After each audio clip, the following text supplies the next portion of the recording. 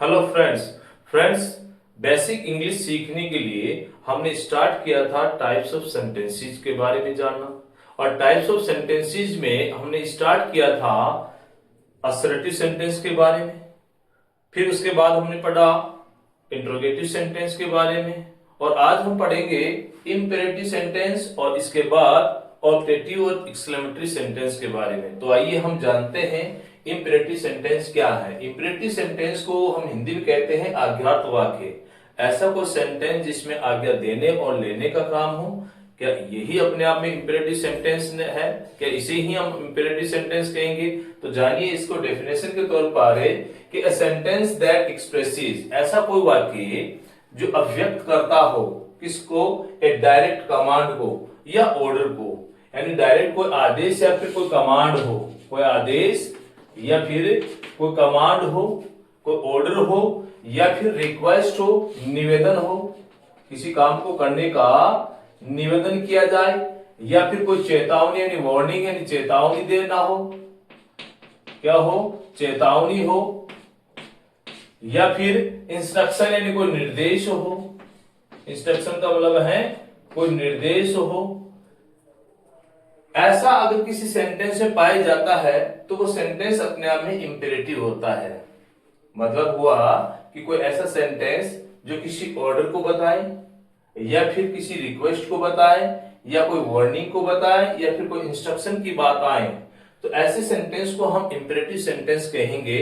साथ ही एक बात और ध्यान रखना है कि इसमें it and has an implied subject you, ऐसा सेंटेंस जिसमें आपको इम्प्लाइड सब्जेक्ट यू देखने को मिलता है।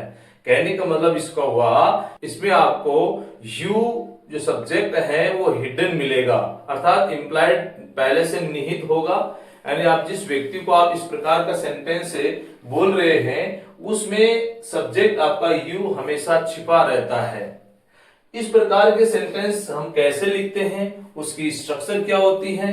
तो ऐसे सेंटेंस हम चार प्रकार से लिखते हैं। इस प्रकार के सेंटेंस हमें चार प्रकार से लिखते हैं। पहला टाइप इसमें दिया हुआ है वर्ब की फर्स्ट फॉर्म से हम सेंटेंस बनाते हैं। वर्ब की फर्स्ट फॉर्म से हम सेंटेंस बनाते हैं।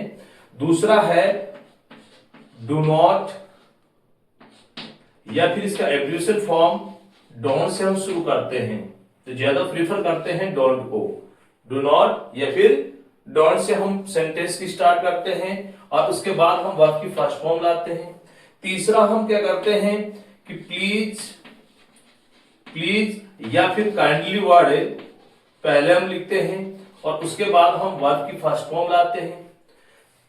चौथा तरीका है कि हम वर्ब लेट से भी हम सेंटेंस की शुरुआत करते हैं। जब लेट की शुरुआत करते हैं तो इसके बाद ऑब्जेक्टिव केस का यूज किया जाता है। इसके बाद क्या किया जाता है? ऑब्जेक्टिव केस का यूज किया जाता है और बाकी उसके बाद वर्ब की फर्स्ट फॉर्म का प्रयोग हम करते हैं। तो चलिए इनको हम एग्जांपल से समझते हैं। जब मैं वर्ब की फर्स्ट फॉर्म से इंपेरेटिव सेंटेंस बनाने की या बोलने की बात करता हूं तो मैं बोलूंगा डू इट। किसी काम के लिए मैंने किसी से कहा डू इट, ये करो।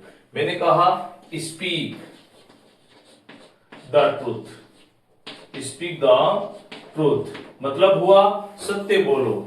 स्पीक द ट्रूथ वर्ब की फर्स्ट फॉर्म है, यहाँ डू भी क्या है? वर्ब की फर्स्ट फॉर्म है, और स्पीक भी क्या है? वर्ब की फर्स्ट फॉर्म है।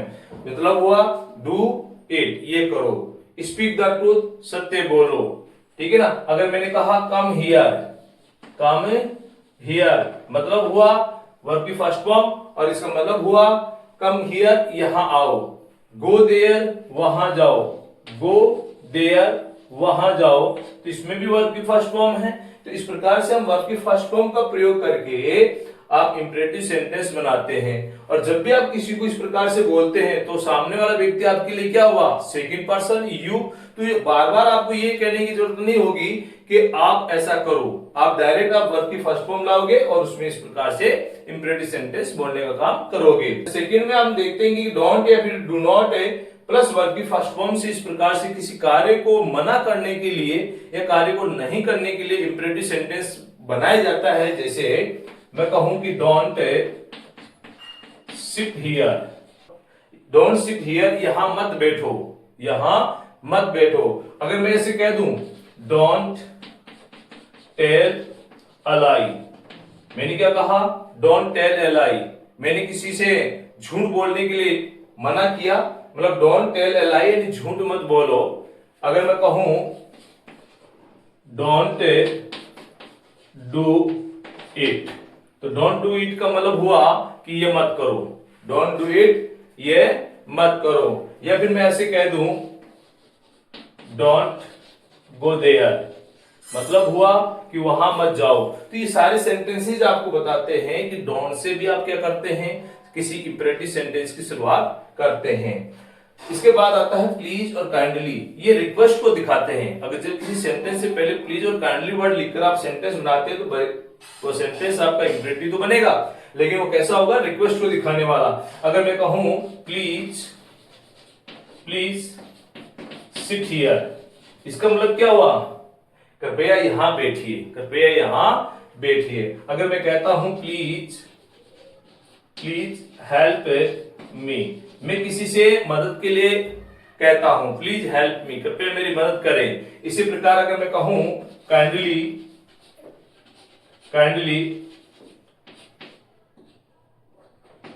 Open the window,